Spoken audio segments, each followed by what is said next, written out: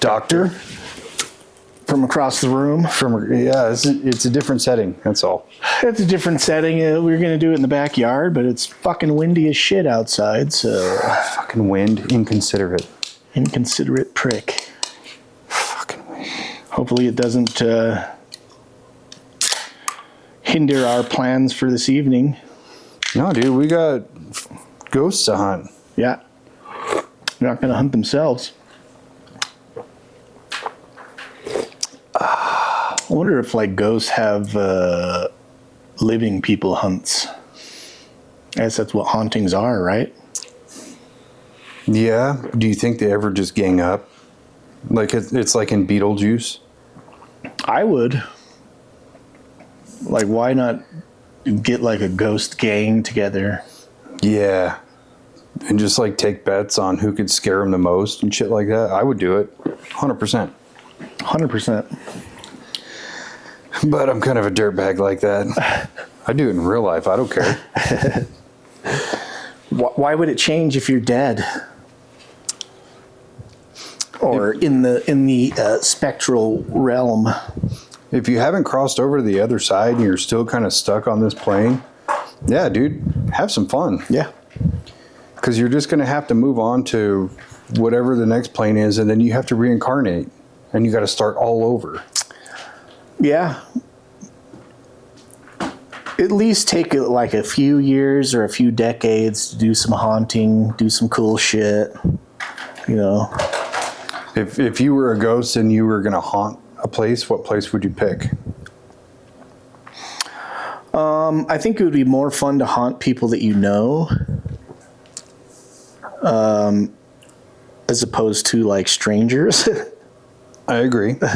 So maybe I would haunt a place wherever like my living family that knew me were at, and then as soon as they were all dead, and okay, well, this is boring. I think I would actually haunt work.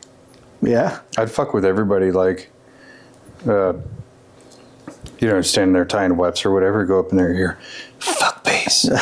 What was that? Or just like pushing their stool real quick. Give them the old squirrel tap. You're just standing there doing your thing. Oh! Got a phantom cup check. Speaking of which, I'm actually glad you brought that up, because I was thinking about something the other day. So we have to make an agreement that if one of us dies way early, we have to have like a code word. Oh, yeah. So that we could try to prove the existence of ghosts or paranormal activity. So if there's like a medium or something that comes in and if they can discover this word, then we'll know it's true, right?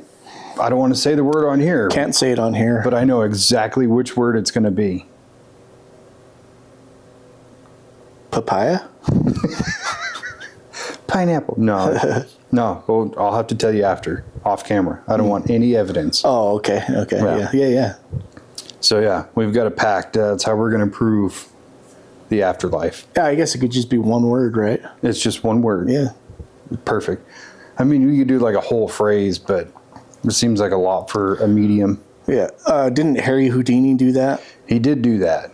And that book I read, A World Beyond, the medium who died and was communicating with the author, he was the one who discovered the word. Oh, really? To Harry Houdini's wife. I thought that they didn't ever... Yeah, he was the one who figured it out, but I don't know. So I already have to suspend a little bit of disbelief with mediums anyway. But with that one, there's so much controversy of like, oh, he could have got it from here or here, but nobody's ever been able to procure the word from those locations. Yeah. So, I don't know. I think you have to, like, anything with that, you have to have a bit of skepticism towards it, like, just to be, like, I don't know, a believable skeptic, or what do they call that? Like an open-minded skeptic. Open-minded skeptic. Like, you can't take everything as scripture. You have to take everything with a grain of salt. Like, sure, that is like evidence. But yeah, I don't know. I think the important part that nobody really ever wants to talk about with that is like it gave Harry Houdini's wife some solace. So that's what really matters. Yeah. Whether he faked it or not, it doesn't really matter as much to me. But his wife heard that and was like, "Oh, he's still there." Well, yeah, Harry Houdini was like a big like debunker of his time, wasn't he? Like that's what he was doing, was going around and telling people, showing people how they were being hoodwinked by these mediums of the time. This was like turn of the century. It was a big thing. It was, and he had, I want to say it was a $10,000 reward for any real medium, or $1,000. I can't remember the exact number. 10,000 was like $1 billion back then. That was a gajillion dollars. Yeah. I mean, he had good money at the time, but yeah, he had an offer. Like if a real medium came through, and he could actually like prove that he was a real medium and not be discredited, then he would give him this huge sum of money. Yeah. Nobody ever got the money. But yeah. So anyway, this whole thing kind of lends into the topic that we're covering today. You know, it's there is kind of a direct through line. Yeah. So we're going to talk about the Thule cult and the Vril Society. Yes. In the secret society realm. In the secret society verse? I don't know what that would verse? Be. Ooh, I like that. Subsect? Subsect of pop culture. Yes. Especially now, it's becoming such a big thing to like secret societies and like with like the Dan Brown books and shit like that, the Illuminati and the dark government type stuff. This is the dark government type stuff of those times in Germany around the early 1900s. So it's funny because just yesterday I finished editing the last episode and posted it, and we kind of had like a tangent where we talked about Nazis and how it's, if you speak on Nazis in a like negative connotation, that somehow or another you get kind of conflated to be in that way. Like we had this whole conversation. Just check out the episode. But it's funny because I've always been really fascinated by Nazis and their occultism and their technology and everything else. I'm not a fan of the Jew killing, but everything else was really fascinating to me. So this was like right in my wheelhouse. Yeah. And honestly, I had heard about the Thule cult a long time ago. I had heard about the Vril Society a long time ago, which is actually kind of a funny thing because when I first heard about the Vril Society, I heard the story in a totally different way. I listened to like 3 podcasts in a row that kind of like described the whole thing. And when I was doing the research for this, none of that existed. Yeah. It was like we're in a different timeline. You know what I mean? It's so weird. Well, I think that's almost the beauty, but like the mystery when you're trying to do like cover something like this is that they are technically, or they are secret societies. So all the stuff that happened is, a lot of it is hearsay and rumors from after, like the aftermath of when they were like popular or whatever. So one of the podcasts that I listen to, like, is just secret societies. Like that's all that they cover. And in their opening, like, monologue, they say, none of the stuff that we talk about here can be proved or disproved unless you are a member. And so it's someone saying, like, you can't like deny that we're right or wrong, or say that we're right or wrong unless you are a member. And if you are, then you're outing yourself. So, well, even think about the other ones we've covered, like the Hellfire Club or 9 Angles. Do we know they're actually real?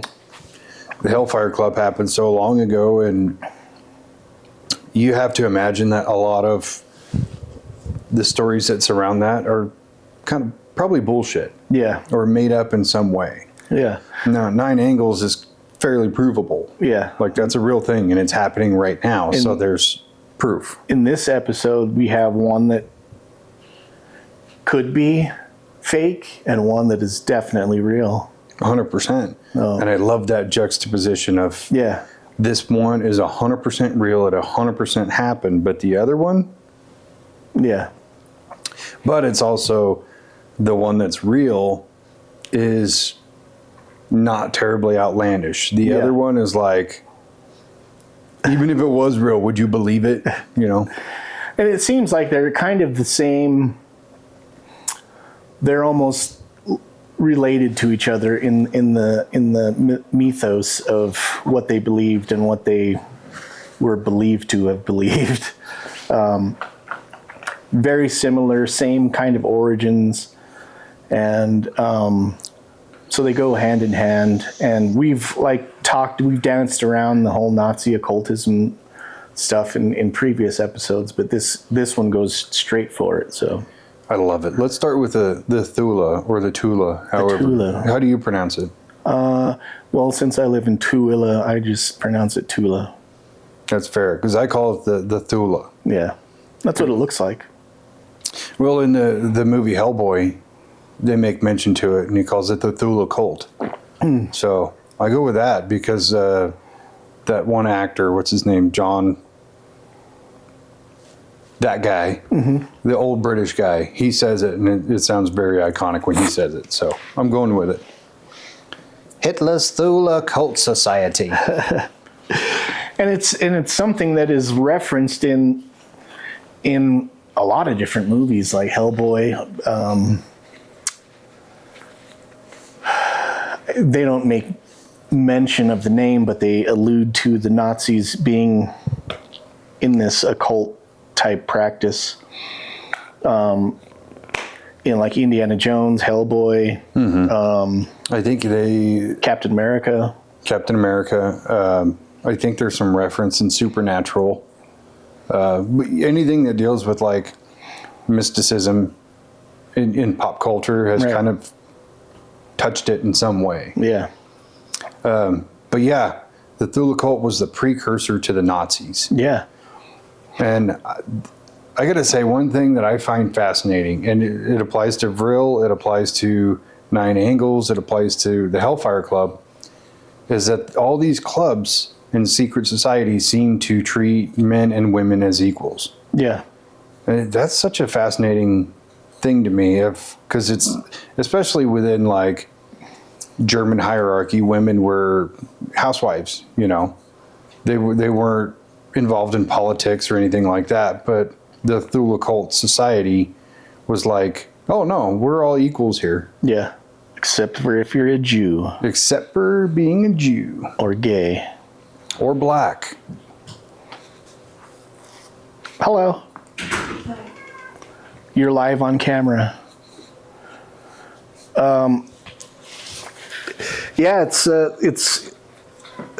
me, I had to go. Kept on going back further and further just to get the history of like how this all happened and how this story took hold of a lot of people in society. And so you have to go back, even like looking at the region.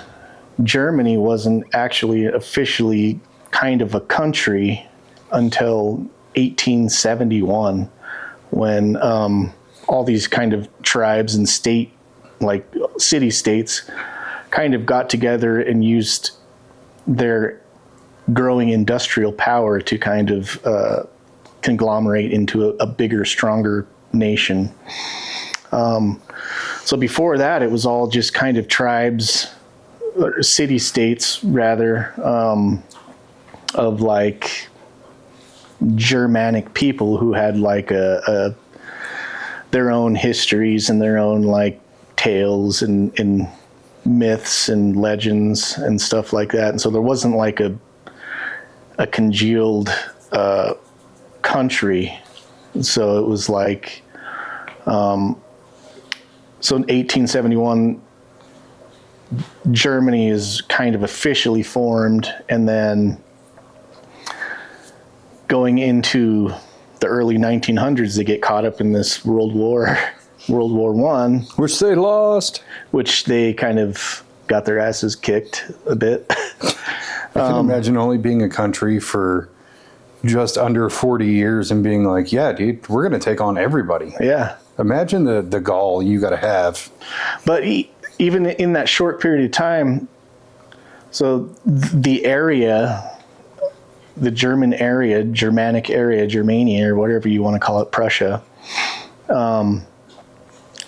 was being industrialized. So they started building factories and stuff like that in the 1830s. So even before it was a country. And so they started like manufacturing and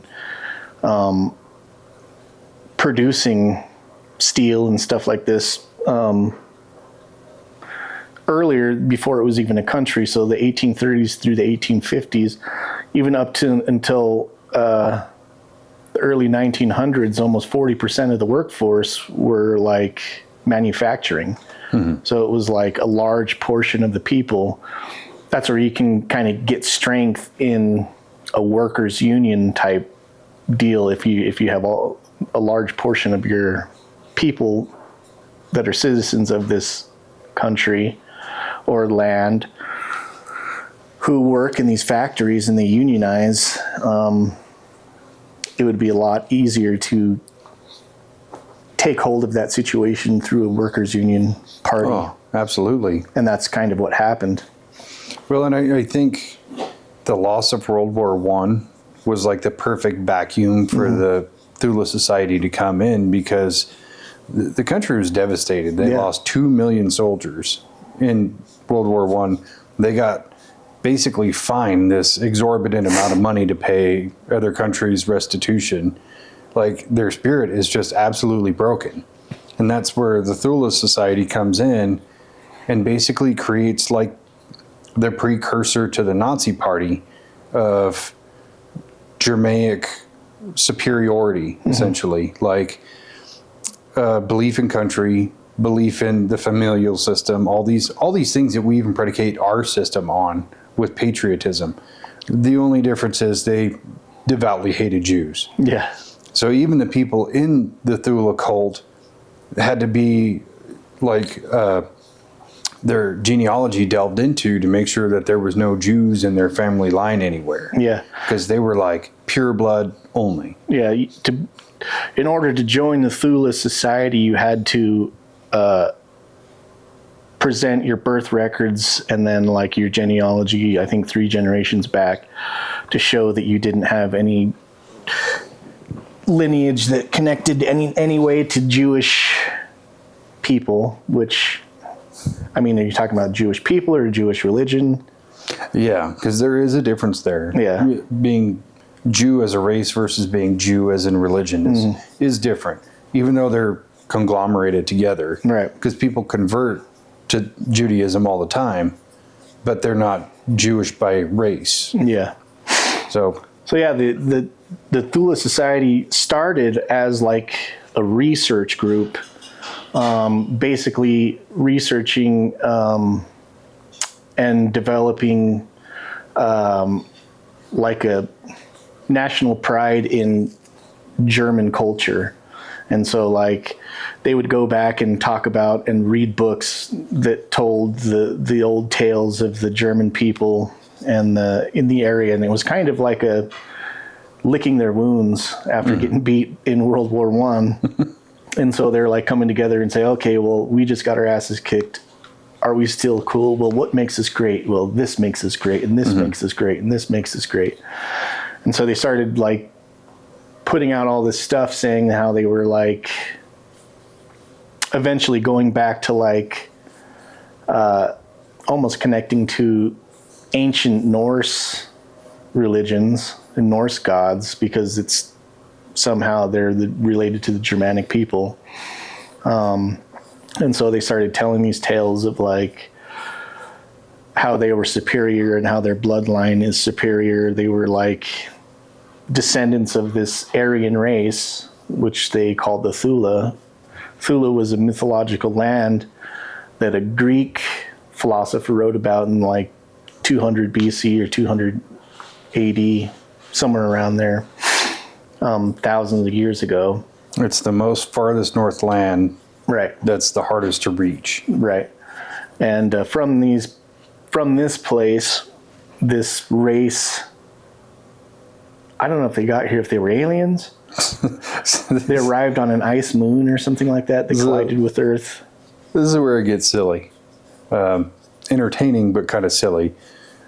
The breakdown of their belief system is that the Earth was bombarded with ice moons. Right. And one of them carried the DNA of the Aryans and seeded humanity.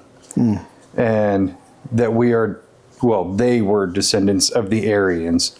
But the Aryans, their home planet of Thule, was also destroyed by an ice moon. And that's basically the identity of Atlantis to them. Yeah. And they believe that the Aryans had created a living space here on this planet that was also sunk by an ice moon.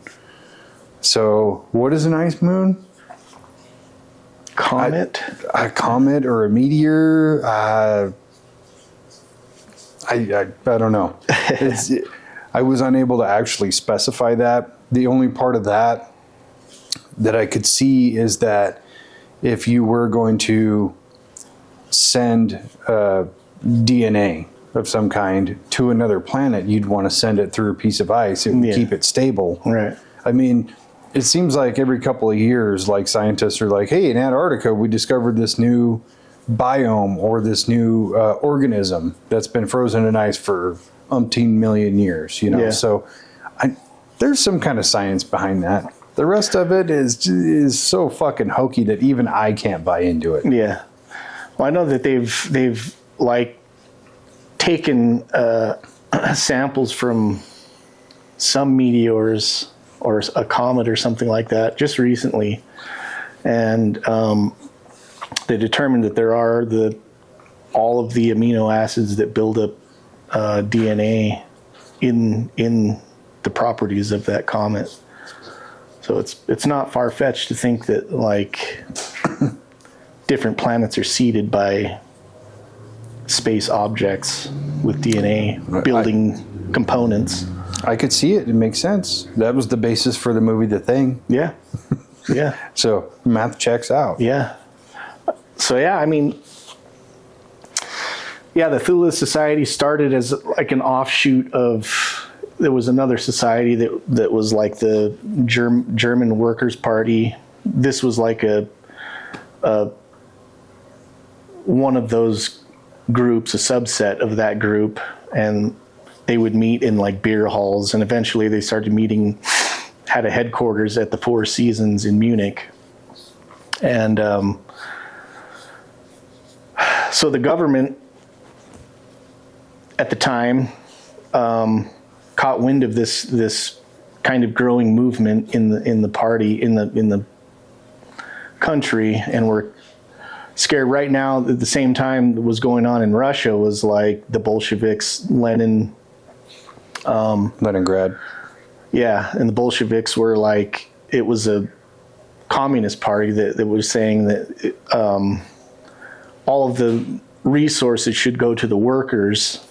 And so they were like taking out all of the elite people, taking all their assets and then kind of trying to spread it around. What really happened was like they would take their assets and just hold on to them for themselves. They didn't really ever spread it. What? That would never spread happen. It to anybody, the communists. And so the government at the time in Germany was saying, we don't want this to happen here. So they see this party that's going on. It's like the German Workers' Party. They see the term workers and they're like, okay, we need to investigate what's going on. So they send spies into these different organizations to see what's going on so they can report back to the government to tell them what is happening so that they can stop it, like stop these grassroots movements. One of the spies that was sent to the Thule Society branch was Adolf Hitler. Mm-hmm. And so he goes to one of their meetings, and instead of reporting back to the higher command, he actually like stands up and gives this speech, and he really connects with what they're saying, German nationalism, and so he becomes a Thule member at that point. Yeah, and that was something that was kind of debated back and forth. Was he part of it or was he not? I genuinely think he was. Yeah. I think he may not have bought into the Aryan space aspect, because the way they worship the Aryans, because they were like 9 foot tall, blonde haired, blue eyed Supermen, who had telepathy and all this other bullshit. So silly. He probably didn't believe that. But the German nationalist part, I think, definitely probably inspired him, because look at his trajectory. He went from Thule to the DAP, double anal penetration, the Workers' Party of DAP, and then from there created Nazism. Right. So it's easy to see where the roots of Hitler's, trajectory going forward came from. Yeah. And that's where it started. Yeah. So people are like, oh, there's no proof he was part of it. Like, common sense would tell you otherwise. Whether he's a part of it or he just utilized it because he saw the potential of using somebody's, people are more susceptible to being led into something if they're emotionally attached to it. So using people's emotional attachment to this movement, I think that he probably saw a lot of potential in doing that, and then taking the ideas of using nationalism to strengthen a base behind him. It's not unlike what happens in politics in the United States, especially right now. Is you're taking people's emotions, creating a base of support, and then running a campaign on these certain ideas. Absolutely. The same thing that Hitler did. Yeah, and I hate to draw a line, but I think in the past few years, the Democrats in America have done it so much better, because, well, not better than Hitler or whatever, but better than the Republicans, because they'll rally for these humanist issues like pro-LGBTQ, pro-immigration, pro-Black Lives Matter, all these things. And not only do they use it, in a way that you can kind of virtue signal and be like, well, I'm going to get behind their party because I'm not racist, I don't hate gay people or whatever. And you almost kind of get bullied into it, because if you're not with us, you're against us, kind of thing. Right. And it's the perfect weaponization of human interest. Yeah. And, I'm not one side or the other, but if you can't look at that and go, that's a shitty way to go about it. You know what I mean? Which is, a very interesting thing that happens. So Hitler uses this as a platform to springboard into this whole other realm of running for office, eventually becoming the prime minister or whatever he is of Germany, the chancellor of Germany. And then kind of in the forefront denouncing all of these things and saying that these things are bad, like spiritualism and occultism on the front, saying that it's bad, but also on the back, on the other hand, doing the same stuff in secret. Because there's definitely some occult stuff, rituals going on with Himmler and these other guys that are still practicing these things, and in the sense of trying to utilize it in advancement in technologies, which the Germans were very, very good at doing. So much so that we stole all of their people and put them into our programs. It's true. Project Paperclip. Yeah. Giving evil people amnesty in exchange for technology. Right. Is exactly what it was. Right. With Nazi technology, I think that's the most fascinating thing to me, because I remember in high school, my American history teacher basically explained to us that for World War II, the Germans would have won if they had the production capabilities of America. America was able to win because we can just make so many more things. Yeah. We can keep pumping out tanks. We can keep making Thompson submachine guns. We can keep making MREs. Versus Germany did the opposite. They put more time and effort into R&D than they did production, despite having all these factories. But it was like they had teams go all over the world, you know, looking for mystical trinkets and relics and things like that that they thought would hold power.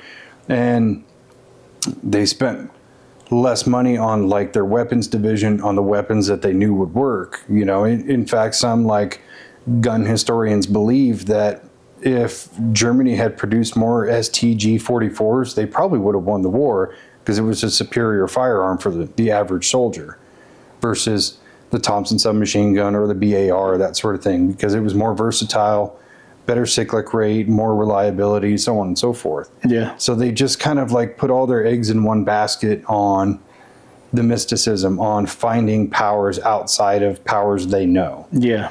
Which kind of leads right into the Vril Society. So that was essentially started by Maria Orsic. Did I pronounce that right? Sure. Sure. Yeah. Orsic or Orsic. Yeah, I'm American. I could say it however I want, and it's fine. Ostrich. You know, it's fine. We got people who pronounce Betos as Betos, right? Yeah. And nobody calls them out on it. Yeah. So I'm okay if I got that name wrong. But this woman basically has this psychic connection to aliens. Mm-hmm. And she goes into this trance and starts doing automatic writing, which we know is a real thing. But when she comes out of it, she has these full schematics of basically alien spacecraft, which is a very cool sci-fi topic, even if it's not real. Yeah. But it's written in Sumerian, which they think is the language of the original Aryans. But she doesn't know how to speak Sumerian. She doesn't know how to write it. What I found most interesting about that was her schematics were shown to Schumann, you know, the guy who created or founded the Schumann resonance. Mm-hmm. And instead of just scoffing and being like, you're full of shit, he looks at it and goes, this is viable. Very interesting. It is very interesting. So the Vril Society was started around the same time as the Thule Society. And again, the Vril Society is the one that is, there's no real evidence that it actually ever existed. But that doesn't mean that it didn't or it did. I think that there's a possibility either way, covering stuff up from after. But a lot of their beliefs stemmed from a novel that was written in like 1875 by this guy. I wrote his name down in my notebook, but it's all the way over there. Is it like Rudolf Hess? Or there's so many names and so many of them are the same. Edward Bowen Lytton is the guy that wrote this book. The book is called The Coming Race, and it's a sci-fi novel that he wrote, and it basically talked about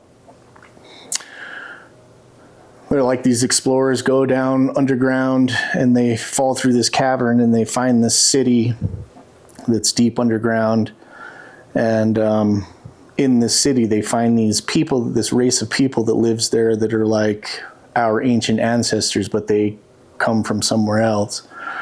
And they're called the Vrilia.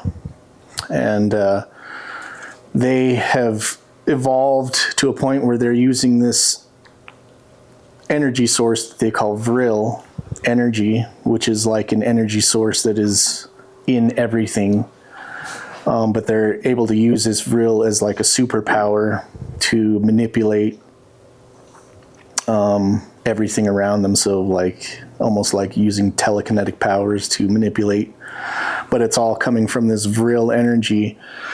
And they're kind of these people, this city, they're just waiting for the moment that they have the right time to come back up to the surface and basically wipe out all of humanity because humanity is evil and we're just like can't get our shit together. Not wrong. Not wrong. But that's what this book is about. And so this Vril Society takes this whole thing to heart and then starts adding in a lot of the same mythos that the Thule Society was talking about in the ancient people of the lands, the Thule, and these races and bloodlines of these people who came from outer space or from the gods, and the bloodlines of giants that they talk about, which is interesting because it ties into the whole Nephilim thing directly. And even some of the verbiage that they use were they kind of offshoot the name Anunnaki to the Anun, or there was another one I can't remember. It is strange how many parallels there are between their Aryan race and the Anunnaki. Yeah. Even talking about Sumerian language, where allegedly Sumeria was the language of the Anunnaki. So, very interesting. Yeah, and they even talk about how their bloodlines go back to the Nordic people, and the Nordic people have a history of talking about their ancestors being giants, and they called them, I can't remember the name exactly, but it was pretty close to Nephilim. Yeah, it's like Nephil or something like that. Yeah, which is very interesting, just because it ties in with everything. Could it be that everybody had bits and pieces of all these similar stories that were spreading around the world pre-history, as we know it? Pre-modern history, yeah. Right. And then, so they all kind of have similar stories that are based off of these older Sumerian stories. It is pretty wild. And I think you're on the nose with it. Like, everybody had just a little piece of the story, especially with the Book of Enoch kind of not really taking a forefront until, the last, 100 years or so, where they probably didn't actually know anything about the Book of Enoch at the time. Right. Potentially. But the idea that Nazis were tied to alien races has always been the most fascinating thing, especially when you put it through the context of when the space shuttle took off to go to the moon, and somebody asked Werner von Braun, how did you do it? He's like, we had help. Points up to the sky. It's the same thing with the V2 rocket. Somebody asked him, did it perform as well as you thought? He's like, did it perform perfectly? The rocket just landed on the wrong planet. So to me, it's so strange that their culture is so intertwined with, we'll say, non-terrestrial beings, just because I kind of want to leave that open for your own interpretation of the same thing we always talk about. Is it interplanetary? Is it interdimensional? Are they underground? Are they extra dimensional? It's probably all real at this point. Yeah. But looking at some of the technologies they came up with that we know of, and then the other technologies like Die Glocke, the bell, that are only rumored and fabled. Or the Wunderwaffe. The Wunderwaffe. Now, one thing they did come up with was the Habenio. Is that right? The aircraft, the round aircraft, but for the public consumption version, the Hanabu. Yeah, I knew I was going to butcher it. I don't speak German. But yeah, so for the public perception of it, it was just this super advanced aircraft. But coming from the Vril Society look at it, it was powered by liquid mercury. And it was electrogravitic. How did you have electrogravitics in the late 30s, right. 1930s? Right. You didn't just come up with that on your own. Yeah. So, yeah, it's a very impressive tale. It's very interesting. But again, the ties to, the Book of Enoch and the Nephilim and the Anunnaki, it's like, were they really onto something? Yeah. Well, you think about like all these different tribes of people or different like groups of people who have been giving, even if they were given the same story, like as it gets passed down through history, like the game of telephone gets passed down, every storyteller will add their little thing here and there that makes it a little more interesting or updates it to the times of their popular culture in that little tribe. And as those tribes and city-states get bigger, these stories mutate and like change and then connect to one thing and then connect to another thing that, of course, they're just telling it so that the people that they're telling it to can relate to it, so they relate it to something that they know about. And so all these things get added into it. So it's like, could it be like everybody had the same story, relatively same story, but as it got passed through time, it's just changed to the narration of the culture at those times that it got passed through. Well, and they're also going to change details here or there to kind of boost their own culture. Right. Like, oh yeah, the Aryans talk to us because we're the chosen ones, right. Not any other culture in the world, just us. Yeah. Just Germaics, So I understand that. So the original version of the Vril that I heard was basically the same up until you get to the power source of the Vril. The version that we're talking about, that I've studied about over the last week, is essentially 0 point energy. It's being able to harness energy from any point in the universe, and it's completely free to utilize, and it's extremely powerful. The version I remember from the first time I heard was different. That Vril was actually this green fluid. And the aliens that were communicating to Maria Orsich were basically like teaching them how to create the craft, but then they had to synthesize their own Vril to be able to leave the planet and go to the planet of Vril, which it's kind of lazy naming. If you're an alien race, you are the Vril, and you live on planet Vril, and your energy source is Vril. Because we're humans who live on Earth and we use gasoline. Maybe they're like Groot. Yeah, they're Groot. I am Groot. Everything is Vril. Like Vril, yeah, bro. It's so silly. But I vrilled the Vril out of that Vril. I'm gonna Vril you so hard. Go Vril yourself. It's like Smurfs. Yeah. Smurf, yeah, dude. Maybe that's where the mythos of Smurfs come from. But the way they were trying to synthesize Vril was they had all these castles across Europe, and they would capture virgins and bleed them out and try to distill their blood down into Vril, which is pretty awful when you think about it. Yeah. But it's so outlandish to me that it's like, I don't know. I can't buy that at all. The 0 point energy I buy because I believe that technology does exist. Yeah. But just distilling down the blood of virgins to create Vril, no. But it's so weird to me that I have not been able to find that same version of the story since. Yeah, I haven't heard that one. Yeah, because I listened to that, like I said, on a series of podcasts years ago. And they go through the whole thing, and then they get to the end where they're like, yeah, and then they had these castles where they would capture these virgins and take them to this castle, and they would torture them. Because it was kind of an adrenochrome thing. You had to torture them and break their soul down because they would starve them and make them sleep in the cold and everything like that. And then use their blood to try to create Vril.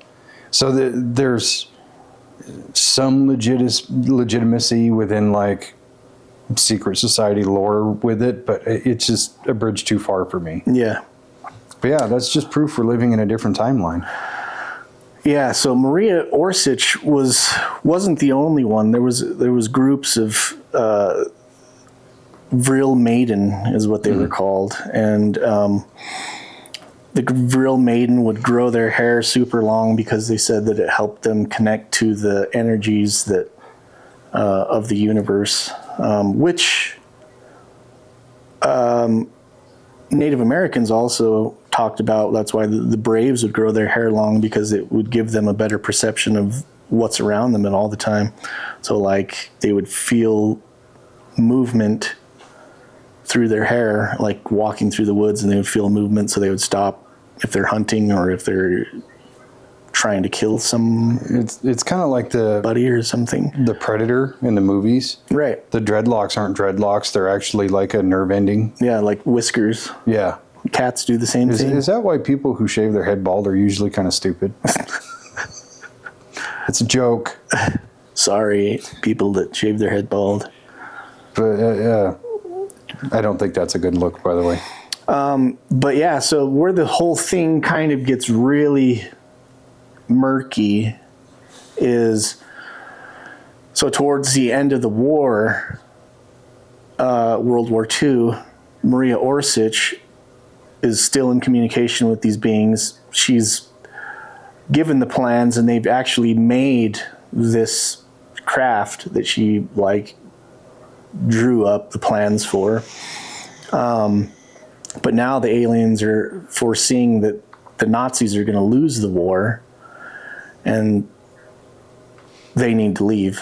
And so her and a few other people, chosen people, get in this craft, and they fuck off to Vril planet. Yeah, it was like certain members of the Nazi high command, right? The maidens, and then there was some other like high-ranking politicians.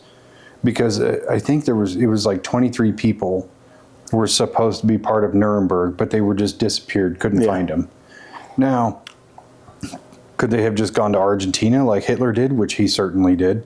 You can't convince me otherwise. Yeah. Or did they get on this craft and just leave the planet? You don't know. It's I'm just going to say probably. In my mind, yes, they did. Could it be possible?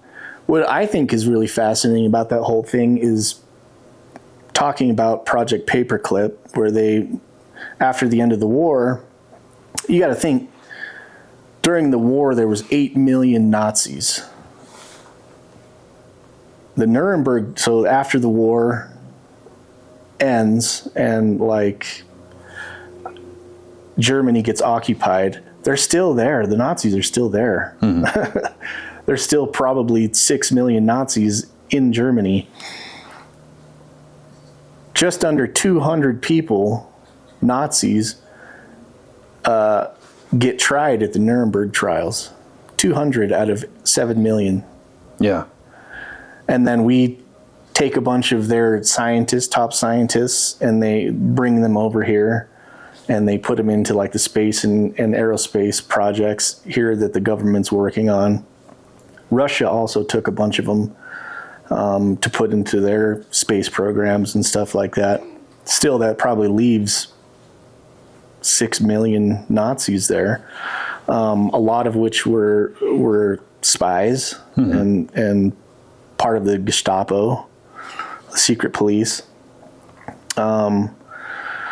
But I was watching a thing that was talking about a podcast. He was talking about how it wasn't just the scientists that were involved in Project Paperclip. It was the whole system, the whole Nazi system that was kind of taken over by the CIA. CIA was modeled after the Gestapo. And all of the United States secret spy programs are kind of modeled after. I don't think it was modeled after. They just adopted all these established spy lines, and they just started controlling them for themselves. So the Nazis are still out there, and then they started doing things similar here. So at the end of the World War II, the Thule Society and the Vril Society both kind of just evaporate into thin air, and they're not really talked about anymore after that. Is it possible that they just transformed from over there into over here? Yeah, I give that a lot of credence, because we were even talking about this fairly recently, where neo-Nazism is so far away from what classic Nazism is that it's not even the same thing. Yeah. They just adopted the name and the hate, and that's all they have. Because the platform of classic Nazism was more nationalist. It was purist and all that good stuff, but neo-Nazism is just about, hey, I don't like you because you're black. Yeah. You know? So to me, it makes sense that they just get folded into different systems. Yeah. You know, even though like the Russians doing their own version of paperclip, whatever it's called, I can't remember, it folding them into their society, and then we folded them into our society. And at some point, they have offspring within our society. So there are people who are of both German and American heritage that are living right now who potentially still believe in some of that stuff. And still carry the bloodline. It still carry the bloodline of the Vril, of the Thule. And of the Aryans. Yeah. The master race. Which a big aspect of like that video that I sent you that I thought was pretty fascinating, talking about one of the beliefs of the Vril wasn't so much the belief in gods and gods like finding the power of God, but utilizing and harnessing the power in the machines of gods. And so like they believed that like everything was vibrational and everything was geometric. And so like these other worlds, planets or whatever we're talking about here, exist in the same space as we do, just in a different geometric pattern. So it's like everything is right here, but it's just shifted. Yeah. And you can reach these different points by different like harmonies and synchronizations of geometric patterns and sound waves and light waves. Which is something that's been shown in so many different cultures across time. Right. You know, like the pillars that are physical representations of sound waves, or the plates where you put the salt on them and you put a certain sound to them and they make a specific geometric shape. Right. Like these are very proven things. So it's so weird that, you know, that's adopted for them as like gospel instead of the traditional like theistic things that we do nowadays where we believe in God and heaven and hell and all that, you know. But they believe in this modal of science that's proven, but it was never really mainstream. It's not even mainstream today. Yeah. Because you could grab any average person off the street and go, did you know that sounds have shape? No, they don't. You know what I'm saying? Yeah. So it's so crazy that they were so far ahead of everybody else. Yeah.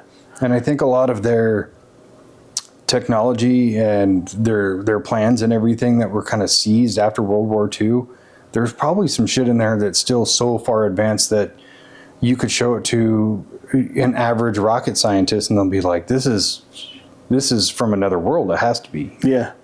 Well, I was listening to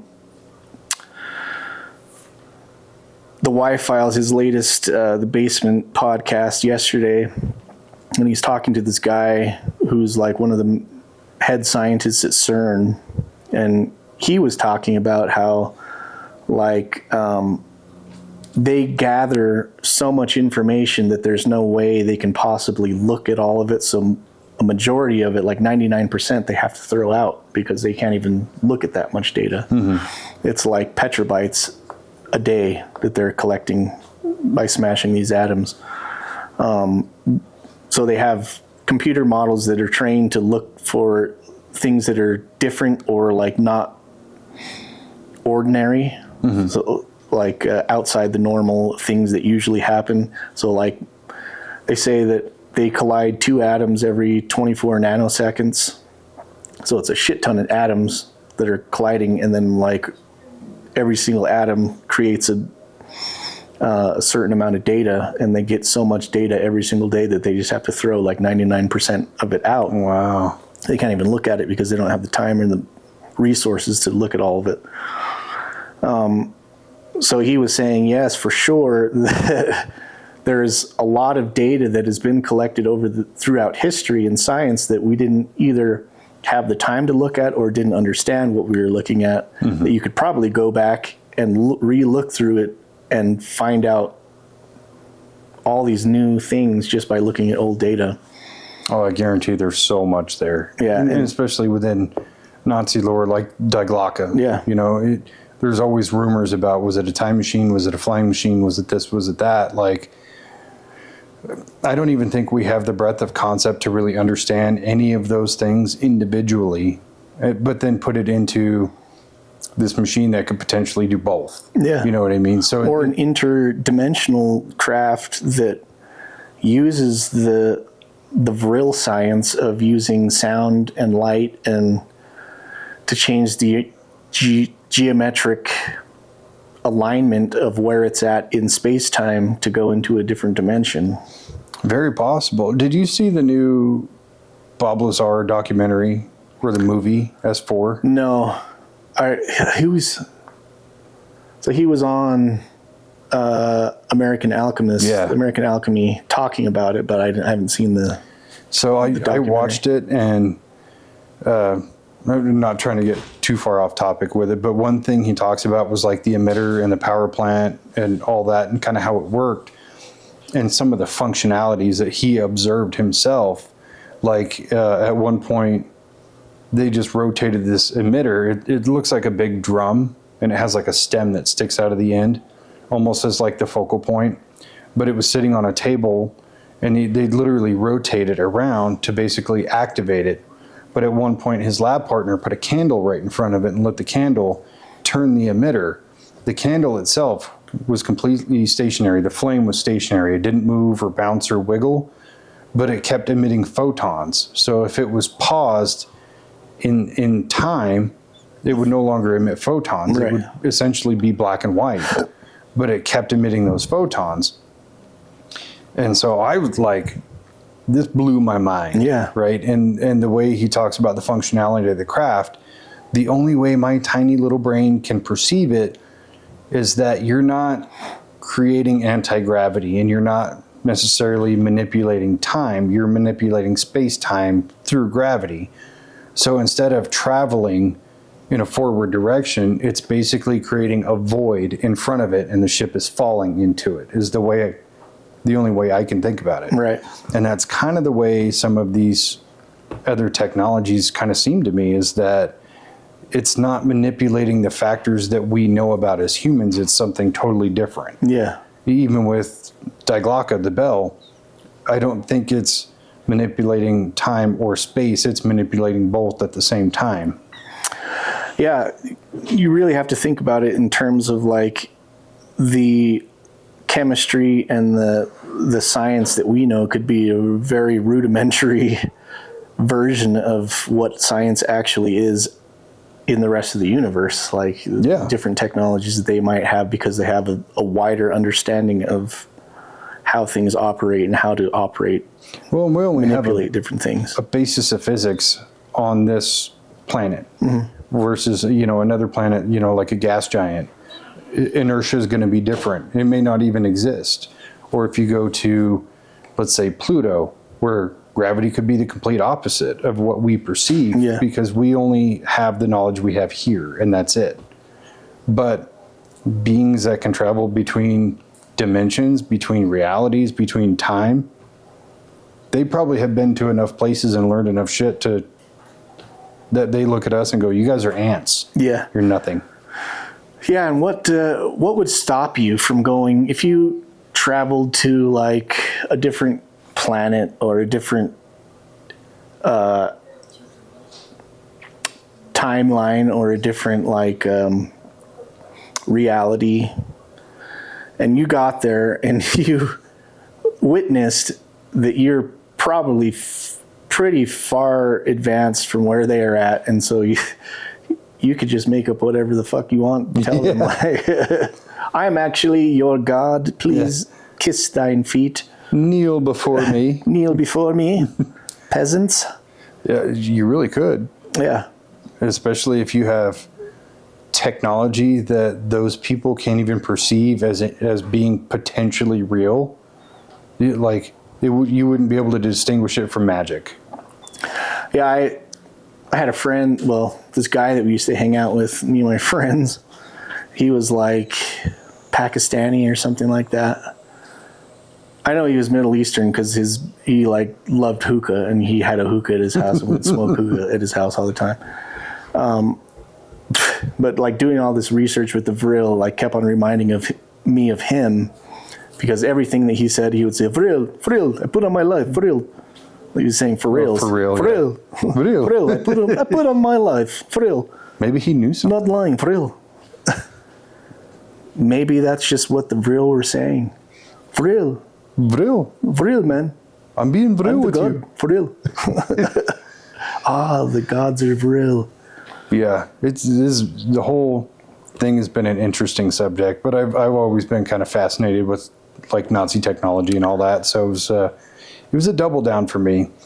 I think something that, you know, and this probably isn't the best time to delve into, but I wonder like what's the motivation behind all the hate of Jews? And if you tie it back to like in relation to Aryans or Vril or whatever race that they're tied to, like, is there something with that, you know, or like the Jews, the ancient enemies of the Aryans, or, you know what I mean? That's the big question for me with like Nazism, that why specifically Jews? Yeah. I don't know. At one point, I thought it was like Hitler was very he was an atheist, and the Jews believed, and Christianity believes, that the Jews are the chosen people of God, and like they're going to like be the chosen people. Of course, they're going to go through tribulations because they have to be punished or something. I don't know. And so Hitler was trying to prove that there is no God, because watch, I'll wipe out his chosen people. I don't know. That was just something that I had been thinking about years and years ago. But I think back to something that a good friend of ours told me. I don't want to say who, because I don't want to like pinpoint him. But he had told me he was on a mushroom trip, and basically an alien told him that this sounds so far-fetched, but it's so entertaining, that the Jews manufactured the Holocaust so that they could be portrayed as the victim, and it would allow them to seep into every aspect of culture on every continent, because nobody would dare go against them, knowing they had suffered such a catastrophic loss. But the Jews that were killed were what they considered the garbage Jews, the low-end ones, you know, like the Ozakis and that sort of thing, because they were expendable. But it was like the upper echelon of Jews are the ones who got to like benefit from it. yeah, So it was such a wild thing, because I didn't know a whole lot about anything with that when he told me that. And I was just like, are you a Nazi, bro? well, the person in question is not Caucasian. I know who you're talking about. Yeah. So it's just like, wow, that would seem really awful if it came from a white dude. Yeah. But considering you're not white, I'm like, maybe you were shown something real. Yeah, if it came from Stitch, you'd just be like, you racist fucking bastard. Yeah, I'm surprised. I think he should listen to this one so that he can just be like, that is not correct. 9. So What I think is super interesting is that in the 1950s, so like, you know, the Nazis went out and like they went to Antarctica, they went to like after the war, like this is during the war, they went to Antarctica, they went out to all these different places to go search for these different things that they were researching. Both in like finding relics like the Grail and the Ark of the Covenant and Spear of Destiny, and because they believe they held certain powers, but also like they went to Antarctica supposedly to go and find this Aryan base or whatever, the Hollow Earth. They also went to the North Pole to go try to find Thule. in the 1950s, the Americans took over a Nazi base that was in Greenland, which is like 200 miles north of the North Pole, and named it Thule Air Base. I did not know this. Yeah. Huh. And just recently, 2023, it was renamed. It's some weird Inuit name because the Inuit people that live there, but it's still a U.S. base, but it's a Space Force base now. Very interesting. Yeah. I think we're going to have to delve into more Nazi lore like that. Yeah. Because like you were saying, the Spear of Longinus, the Holy Grail, the Ark of the Covenant, all that, like, that's all right in our wheelhouse. Yeah. And there's so much interesting stuff to talk about. And I feel like we've only kind of started to connect pieces. Yeah. So I think we're going to have to do that soon. Yeah. But I think we can call this one solved. Within the realm that Thule was real and Vril, just make up your own answer. I almost feel like the Thule Society was real and still is. I do too. And it just exists in a different capacity of manipulating belief systems or getting people to believe propaganda. So it's like almost like a propaganda machine. Well, that's 100% real still in Argentina right now, where they have these towns in Argentina where all these Nazis kind of defected to, yeah, or escaped to, better, and they've converted all the people in Argentina to be Nazis. Well, yeah, not all the people in these towns, because there's like shops you can go into and it's full of Nazi memorabilia. They're like little museums. Yeah. So it 100% exists there. Yeah. So yeah, I think that the Thule Society was definitely real. It factually was real, and I don't think that it just disappeared and dissipated after. I think it just transformed because it saw the power in being able to manipulate people.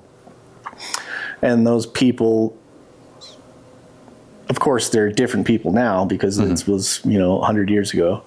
But it's just transformed into something else. I think that the Vril Society was probably, in my eyes, it was almost like a diversion tactic to steer away from the Thule Society. Like, yes, this is almost the same thing. You're talking about almost the same thing, but it's so outlandish that it has to be fake. And so when you're kind of researching down this trajectory that we went down this rabbit hole on, you get sidetracked into the Vril because it's so outlandish and such a crazy story that it's like, this shit is fake as fuck. There's no way this shit was real. And so like you have to kind of lean that whole trajectory into the fake side. I think that it might have been a diversion tactic that was created later on, so to throw people off the scent of this actual real thing that was going on. I actually kind of, to put a label on it, I believe it was real. The version or versions that I've heard, I don't think the details are all there. Yeah. I don't think they're correct because I think it got conflated into this, like you're saying, this like bullshit concept so that people will just be like, nah, it can't be real. Yeah. But I do believe it was, just not in the version that we know of. Yeah. Because as much money as they were pouring into mystical artifacts and secret technologies and stuff, like, that's not outside the realm of possibility to me. Yeah. So we're going to call it solved, dude. I think we'll solved. Solved it. We're going to have to come back for some Nazi stuff here soon. But yeah, this was a really fun topic to research. I've watched so much shit. So did I. I think that my family is getting annoyed, and I think I'm probably turning into a Nazi. So I've been watching so much They're Nazi just like, can you stop goose stepping around? Are you really going to wear your Doc Martens You're to going to bed? goose step all the way up the stairs? I'm like, have you ever tried? That's fucking hard. Like, I think we should rename the cats to Guggles and Garys. Yeah, I think we'll pull it there, Doctor. Doctor. Later, Tater. Bye.